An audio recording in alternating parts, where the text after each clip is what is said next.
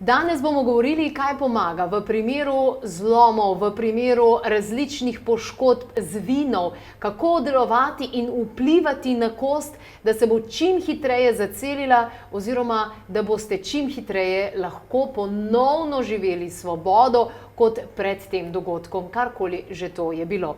Omenili bomo holistični protokol, torej katere navade, kakšna prehrana in katera pomagala bodo pomagala, vsekakor pa bomo dali velik poudarek na fotobiomodulacijo, ki ima izjemne rezultate in resnično predstavlja eno veliko priložnost v svetu medicine, kadar govorimo o tem, da je treba pozdraviti oziroma nazaj sestaviti kosti. Doktor Urška, vidim še lepo pozdravljena, dobrodošla. Torej, govorili bova in o prehrani, katere so tiste osnovne sestavine in elementi, da se kost dejansko naredi, pa tudi o tem, kaj pomaga, kaj ne pomaga pri samih navadah. Že preventivno bova pa omenili tudi rdečo svetlobno terapijo ali fotobiomodulacijo. Zakaj v resnici gre, kaj je tako impresivnega pri tem?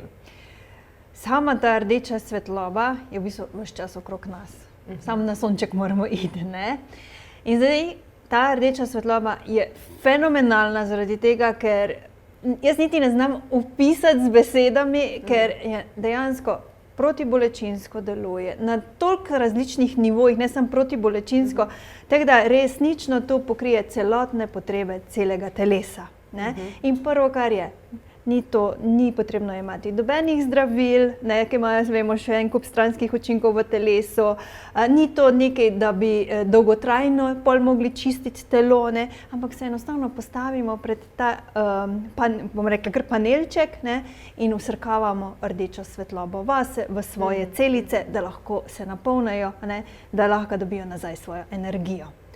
Dejansko je impresivno v bistvu to, da že po 2 tednih, po 10-minutni uporabi na dan so videli, opazili dogajanje v kosti.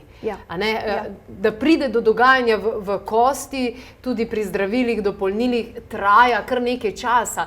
Tukaj pa že po 2 tednih dejansko osteoblasti, dejansko neka gradnja nove, sveže kosti. Res je. Mi nekako vedno pozabljamo, jaz rečem, da smo mi sončna bitja, ne? In mi resnično rabimo različno svetlobo, pa če govorim tle o različnih valovnih dolžinah svetlobe. In rdeča svetloba res prodre v celico in mi moramo vedeti, mi smo sestavljeni iz milijon celic, ne? In ko celica dobi energijo, to se pravi, bom šla majčkeno bolj podrobno, naši mitohondriji naredijo, ne? In mi moramo vedeti, da take celice so bolj živahne, hitreje se regenerirajo, hitreje odstranijo vse tisto, kar je poškodovano iz telesa, ne? Vse te poškodovane celice uničijo, da jih lahko mi potem izločimo, ne? In zaradi tega to hitro poteka.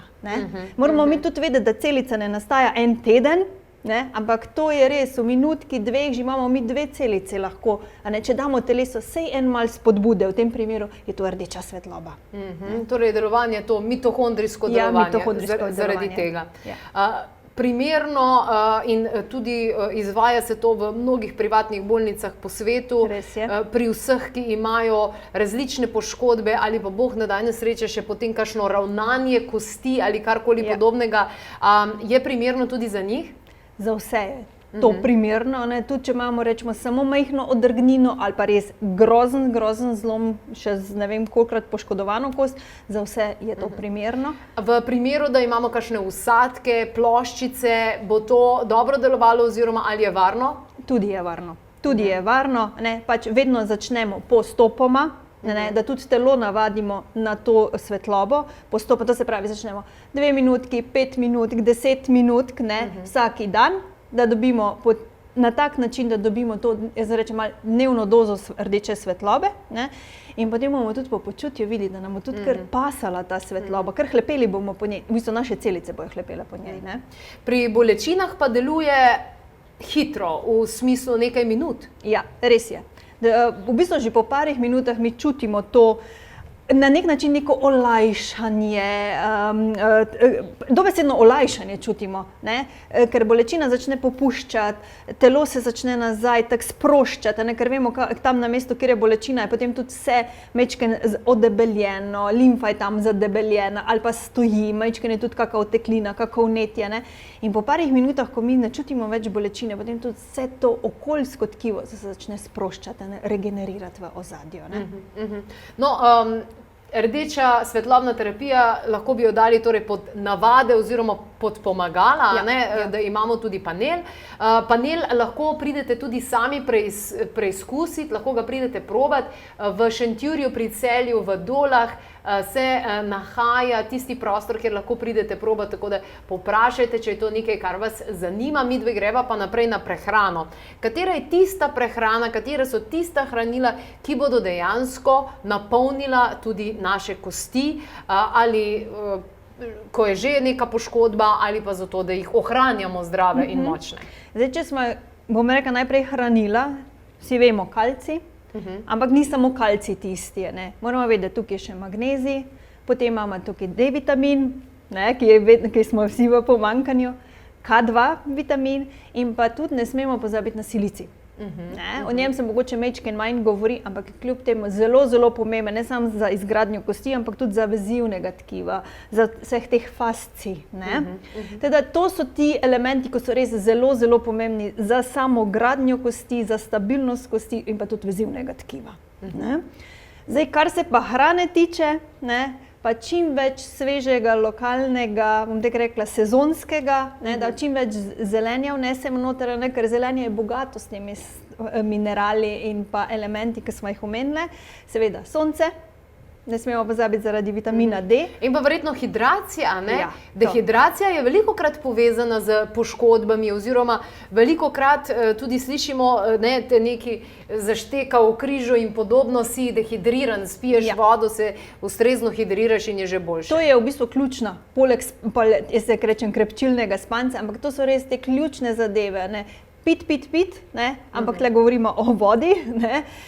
Hidrirati telo na vseh nivojih in pa seveda potem je še spanje tisto, ne, ki ga je treba dodati, da bo lahko telo vse te minerale, vitamine predelalo in okrepilo naše okostje in pa vezivno tkivo. V svetu biohackinga velikokrat srečujem ljudi, ki so že kar v 50, 60, 70, tudi 80 letih svojega življenja, pa vendarle še vedno imajo doma neke utežke, pa malo potrenirajo, pa malo potelovadijo in to naj bi bilo povezano z zdravjem svojih kosti. Kako je s tem? Res je.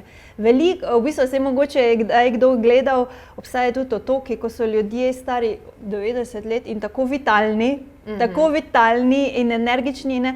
In ravno to je, ne? Oni se gibljajo, jejo pravo hrano, ne neko procesirano hrano, ne? In s tem skrbijo in za svoje okostje, in za mišice, in za, bom rekla, kar za celotno telo skrbijo na tak način, ne?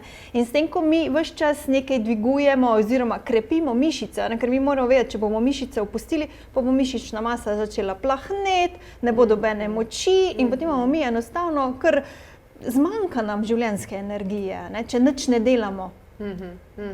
Se pravi, je treba ohranjati, Ohranjati je treba, ja. Enkrat je znana slovenska doktorica rekla, treba se je premikati, drugače te Matilda dobi na radar, a ne? Tako da je treba vendarle. Za zdravje kosti ljudje zelo hvalijo Flex kompleks. Res je. In tudi, ker noter so pa same take sestavine, ne, ki okrepijo same kosti, pomagajo pri tvorbi kolagena, lastnega kolagena, ne. Poleg tega so noter še snovi, ki pomagajo, delujejo protibolečinsko, ne, protivnetno, teda res pravijo, ne, da že po parih vrečkih se čuti izboljšanje počutja. Teda res ga tudi priporočam. Krasna zadeva. Flex kompleks, preberite oziroma preverite kaj več.